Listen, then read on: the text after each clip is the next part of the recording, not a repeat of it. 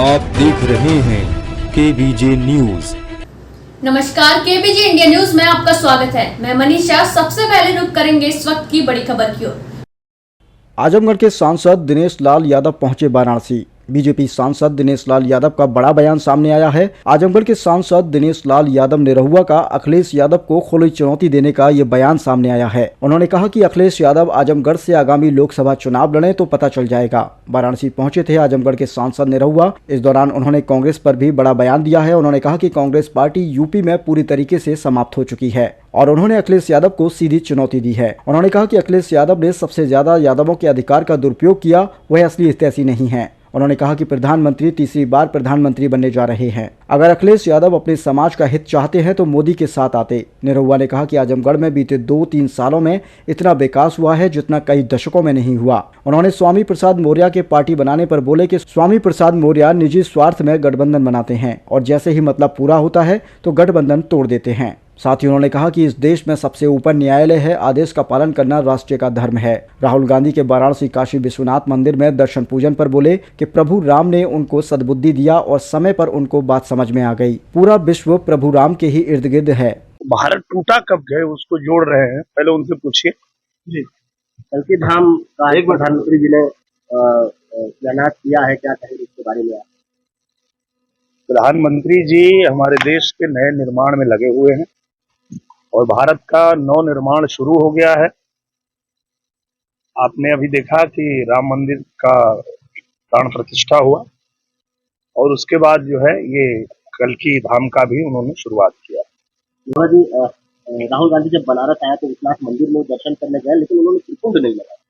क्या कहेंगे इसके बारे? यात्रा तो कर रहे हैं, ये तो राहुल जी बता पाएंगे ना, हम कैसे बताएं? धार्मिक वो अपने आप को धार्मिक बता रहे हैं कि हम दर्शन पूजन कर रहे हैं, लेकिन इस तरीके का जो व्यवहार है उसको लेकर के क्या कहेंगे? तो राहुल जी बता पाएंगे कि वो किस तरह की पूजा पाठ में आस्था रखते हैं। लेकिन निरहुआ जी, जिस तरीके से जो लोग राम के अस्तित्व से सवाल उठाते थे, आज चुनाव के समय मंदिर मंदिर घूम रहे हैं, राहुल गांधी की बात कर रहे हैं, इस तरीके का काम कर रहे हैं। चलिए, कम से कम प्रभु श्री राम ने उनको इतना तो सद्बुद्धि दिया कि उनको ये समझ में तो आया कि ये पूरा ब्रह्मांड जो है वो राममय ही है, राम से बाहर कुछ है नहीं दुनिया में। अगर ये बात जब भी समझ में आ जाए तभी ठीक है। एक समय भारतीय जनता पार्टी के भी साथ रहे स्वामी प्रसाद मौर्य आज जो है सपा से अलग होकर नई पार्टी अब बना चुके हैं। लगातार हिंदू धर्म हो या भारतीय संस्कृति, उस पर वो टिप्पणियों के लिए जाने जाते हैं। आपको क्या लगता है निरहुआ जी, उनका राजनीतिक भविष्य अब क्या होगा? अब उनका भविष्य तो राम जी तय करेंगे। राम जी के खिलाफ बोलते तो राम जी ही उनका भविष्य बनाएंगे, बिगाड़ेंगे। ओबीसी समाज से आते हैं, आप आरक्षण के लिए क्या कहेंगे? मुझे लगता है कि जिस तरह से प्रधानमंत्री जी काम कर रहे हैं, पूरे देश में उन्होंने कहा कि गरीब जो है वो गरीब है, गरीब जाति अपने आप में एक गरीब है, महिला जाति है, युवा जाति है, किसान जाति है। और जब किसान के लिए काम करते हैं तो उसमें अगड़ा पिछड़ा, दलित, शोषित, पीड़ित सभी आते हैं। अगर महिलाओं के लिए काम करते हैं तो उसमें सभी वर्ग जाति के लोग आते हैं। तो ये तरीका है भारतीय जनता पार्टी का काम करने के लिए। हम लोग बांटने का काम नहीं करते हैं। भारतीय जनता पार्टी पूरे देश के लिए काम करती है। गांधी अब चुनाव नहीं लड़ेंगी, कांग्रेस के प्रदेश अध्यक्ष अजय राय का कहना है कि गांधी परिवार का ही लड़ेगा। तो क्या लगता है अब उत्तर प्रदेश में जिस तरीके से पिछले चुनाव की बात करें तो राहुल गांधी अमेठी हार गए थे, लेकिन इस बार सोनिया गांधी भी वहां से चुनाव नहीं लड़ेगी।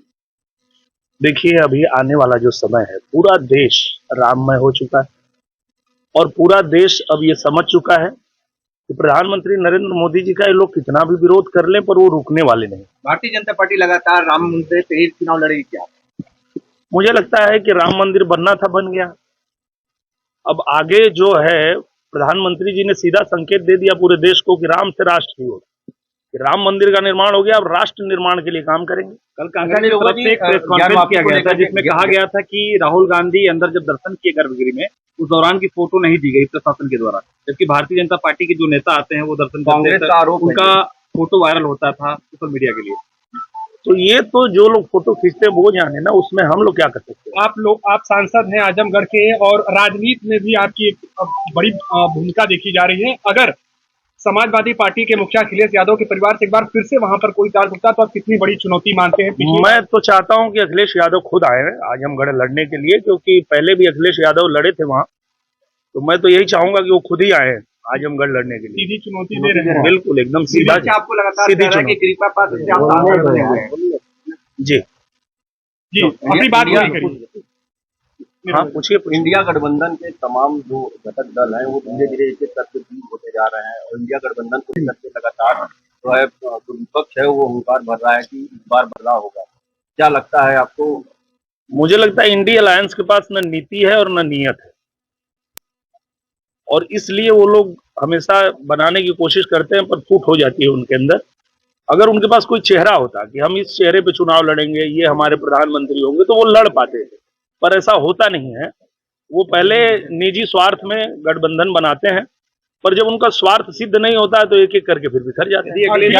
अखिलेश हुए फरार निरहुआ सेटल है। मार्कंडेय महादेव महोत्सव में आपने एक बड़ी ललकार के साथ ये गीत गाया था, क्या कुछ संदेश रहा, क्या कुछ इसका उद्देश रहा?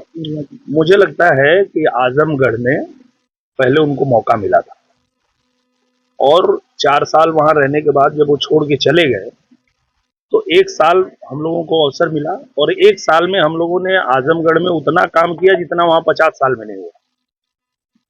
आजमगढ़ में अंतर्राष्ट्रीय हवाई अड्डा बन रहा है, आजमगढ़ में विश्वविद्यालय बन गया है, आजमगढ़ में अटल आवासीय महाविद्यालय बन गया है, आजमगढ़ में संगीत महाविद्यालय बन रहा है, आजमगढ़ बनारस और गोरखपुर के लिए सीधी रेल लाइन बिछ रही है, जो 70 साल से मांग थी वो इन 1 साल में पूरा हो गया है। तो मुझे लगता है कि 1 साल में भारतीय जनता पार्टी के नेतृत्व में जो वहां काम हुआ है, उसके बाद चाहे अखिलेश जी आए, चाहे उनके परिवार से आए, चाहे कोई आए, आजमगढ़ की जनता ने तय कर लिया है कि हमको अब सरकार के साथ रहना है। और पूरा देश जानता है कि तीसरी बार फिर से नरेंद्र मोदी जी प्रधानमंत्री बनने जा रहे हैं, तो आजमगढ़ भी उनके साथ ही चलेगा। निरहुआ जी, खबरों में अब तक के लिए बस इतना ही। ताज़ा खबरों की अपडेट के लिए हमारे चैनल केबीजे इंडिया न्यूज को सब्सक्राइब करें, खबरों को लाइक करें और शेयर करना ना भूलें। तब तक के लिए नमस्कार, देखते रहिए केबीजे इंडिया न्यूज।